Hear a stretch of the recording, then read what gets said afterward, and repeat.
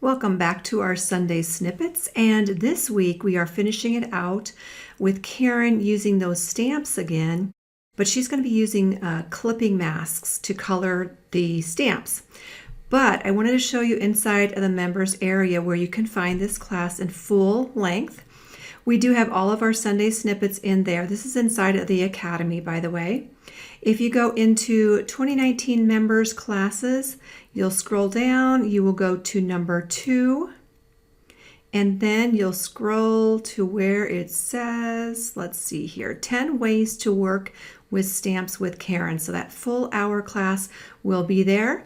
And you can also find her at KarenSchultz.net. She used to be Snickerdoodle Designs by Karen. Now she has changed it to KarenSchultz.net. So check out all her stamps there, and I hope you enjoy this video. Bye for now. That is using a clipping mask. Go ahead and open this paper. This is from my newest kit, You Color My World. And now let's go ahead and get the stamp. And I can place that, and it should come in now. Yay, okay. I'm gonna move it down just a little bit. And what we're going to do with this is just use some papers, some different colored papers, and use them as clipping masks. So let's just go ahead and place this. I'm just choosing this because it's very colorful and it can give this stamp some interesting results, I think. So I'll just go ahead and clip it to it. And now you have a really pretty variegated color.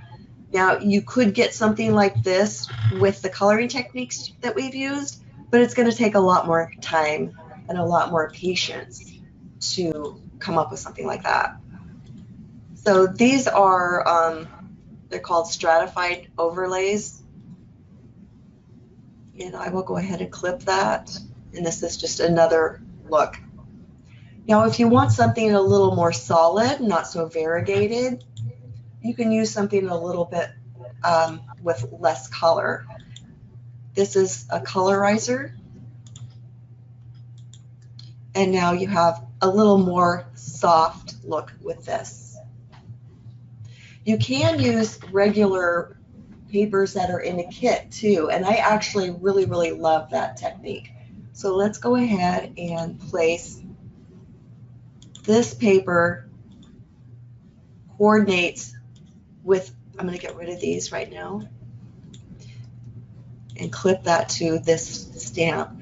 This paper is from the same kit, and so by utilizing a background paper and a paper from the kit, you're going to be sure that you are going to get the same colors and the same tones.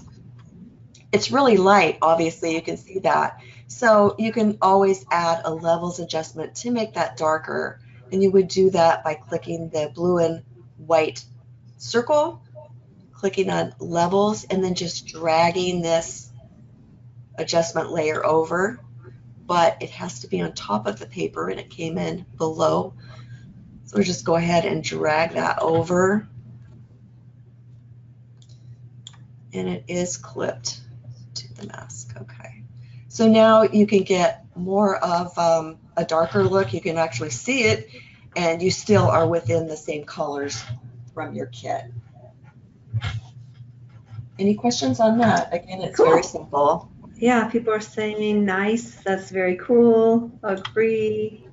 I like that. So I think they're following. I know there's some steps that are a little bit more advanced, but yes, you can always go back and rewatch too. Yes. I made this one darker just to show you number 6, and that is just transparency or opacity. If you are in a situation where you have something that you like, pretend like this just came in naturally without this levels adjustment, something you can do is just lower the opacity of the stamp, and then that will give you that softer look that you want. So that's number 6, just lowering the opacity. Super simple. Number 7, now we're getting into a little more complicated and more. One thing that you can do is use watercolor or use styles on layers, and actually or on stamps. What I think I'll do is just make this white for now. Oh, that's interesting. I still had the gradient color on there. That's kind of cool. I kind of like that. Let's go with white.